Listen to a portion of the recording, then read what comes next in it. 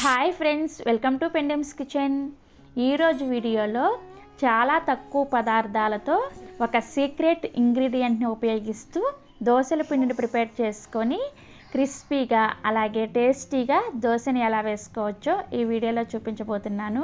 ఇక్కడ నేను చూపించబోయే కొలతలతో దోశల పిండిని ప్రిపేర్ చేసుకొని ఒక్కసారైనా సరే దోశలను ట్రై చేసి చూడండి. చాలా టేస్టీగా ఉంటాయి.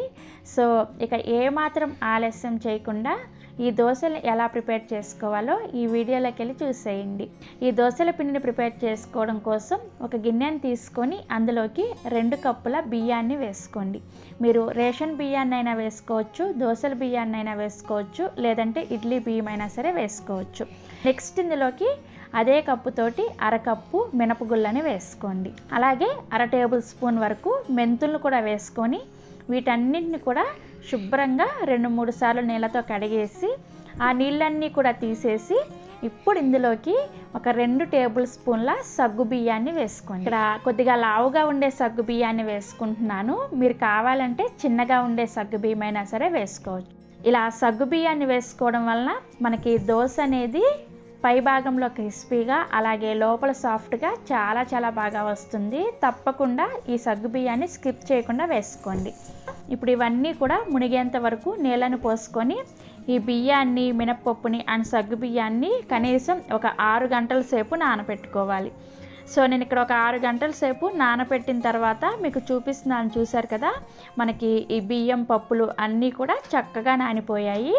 ఇప్పుడు వీటిని గ్రైండ్ చేసుకోవడం కోసం మిక్సీ జార్ని తీసుకొని అందులోకి ఈ నానబెట్టుకున్న పప్పుల్ని వేసుకొని వీటిని గ్రైండ్ చేసుకోవడం కోసం అవసరమైన నీళ్ళని కొద్దిగా వేసుకుంటూ ఈ పిండిని బాగా మెత్తగా వెన్నలాగా గ్రైండ్ చేసుకోవాలి. సో ఇక్కడ నేను మీకు పిండిని గ్రైండ్ చేసిన తర్వాత చూపిస్తున్నాను. చూసారా, ఇలా బాగా మెత్తగా గ్రైండ్ చేసుకొని ఒక పెద్ద గిన్నెలోకి వేసుకోండి. ఇదే విధంగా మిగిలిన బియ్యాన్ని అండ్ పప్పులను కూడా గ్రైండ్ చేసుకొని ఇదే గిన్నెలోకి వేసుకొని ఈ పిండి మొత్తం కూడా చక్కగా కలిసేటట్లుగా మీ చేత్తోనే కనీసం ఒక 2 నిమిషాల పాటు కలుపుకోండి. ఇలా చేత్తో కలుపుకోవడం వలన మనకి పిండి అనేది చక్కగా ఫర్మెంటేషన్ జరుగుతుంది అనమాట.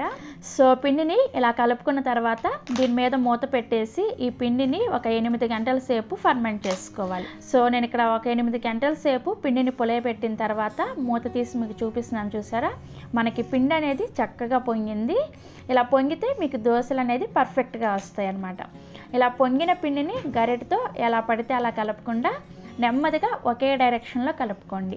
మీరు ఎలా పడితే అలా కలిపేశారంటే పిండిలో ఏర్పడిన గాలి అనేది పోయి దోశలు అనేది గట్టిగా వచ్చేస్తాయి అన్నమాట.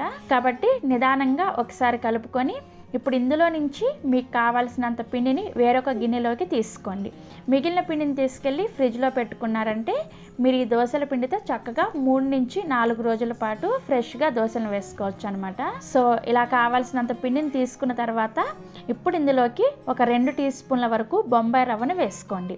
దీన్నే ఉప్మా రవ్వ, సూజీ అని కూడా అంటారనమాట. ఇలా కొంచెం బొంబాయి రవ్వను వేసుకోవడం వలన మనకి దోశలు అనేది చాలా క్రిస్పీగా వస్తాయి అన్నమాట.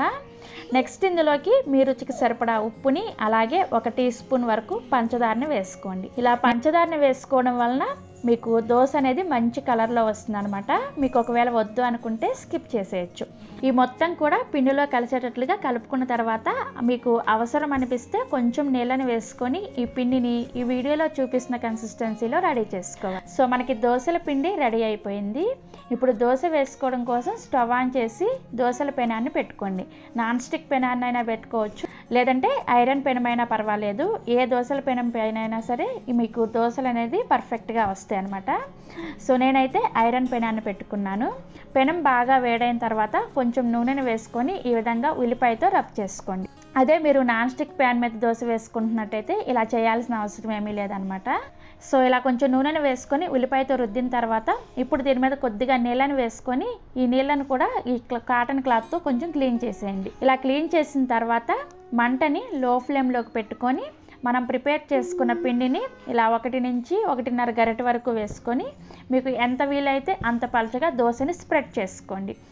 దోశని ఇలా స్ప్రెడ్ చేసుకున్న తర్వాత మంటని మీడియం ఫ్లేమ్లోకి పెట్టుకొని దోశ పైన పిండంతా కూడా తడి ఆరిపోయేంత వరకు ఉడికించుకోవాలి. సో మనకి దోశ పైన తడంతా ఆరిపోయిన తర్వాత ఇప్పుడు దీని మీద 1 టీ స్పూన్ దాకా నూనెని కానీ నెయ్యిని కానీ లేదంటే బటర్ని కానీ వేసుకోండి. ఈ దోశల పెనాన్ని అటు ఇటు తిప్పుకుంటూ ఈ దోశ అంతా కూడా అన్ని వైపులా ఎర్రగా కాలేంత వరకు కాల్చుకోవాలి.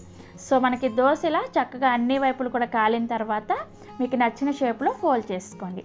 దోశ చూసారు కదా, చాలా క్రిస్పీగా అండ్ చాలా కలర్ఫుల్గా వస్తుంది. ఇదే విధంగా మిగిలిన పిండితో కూడా మీకు ఎన్ని దోశలు కావాలంటే అన్ని దోశలు వేసుకోండి. ప్రతిసారి కూడా దోశ వేసుకునే ముందు కొద్దిగా నీళ్ళని చిలకరించుకొని ప్యాన్ని క్లీన్ చేసుకున్న తర్వాత దోశ వేసుకున్నారంటే మీకు అన్ని దోశలు కూడా పర్ఫెక్ట్గా వస్తాయి అన్నమాట. సో ఇలా కావాల్సిన దోశలు వేసుకొని మీకు నచ్చిన చట్నీతో సర్వ్ చేసుకోండి. నేనైతే పల్లీ చట్నీతో అలాగే టమోటా చట్నీతో సర్వ్ చేసుకున్నాను. ఈ చట్నీల రెసిపీస్ కావాలంటే ఈ వీడియో కింద డిస్క్రిప్షన్లో లింక్ ఇస్తాను, ఒకసారి చెక్ చేయండి. సో దోశ చూసారు కదా, చూస్తేనే మీకు అర్థమైపోతుంది. ఆ పైన క్రిస్పీగా లోపల సాఫ్ట్గా చాలా చాలా బాగుంటుంది. సగ్గుబియ్యం వేయడం వల్ల మనకి దోశ అనేది టేస్ట్ కూడా చాలా బాగుంటుంది. తప్పకుండా ఈ కొలతలతో ఒక్కసారైనా సరే మీరు బ్రేక్ఫాస్ట్లోకి దోశని ట్రై చేసి చూడండి. సో మీరు ఎప్పుడు ట్రై చేస్తున్నారో ఈ వీడియో కింద కామెంట్లో నాతో షేర్ చేసుకోండి. అలాగే ఈ దోశల రెసిపీ మీకు నచ్చితే ఒక లైక్ చేసి మీ ఫ్రెండ్స్కి అండ్ రిలేటివ్స్కి కూడా షేర్ చేయండి. మరిన్ని Emmy and tasty breakfast recipes కోసం పెండెమ్స్ కిచెన్ని సబ్స్క్రైబ్ చేసుకోండి. Thank you.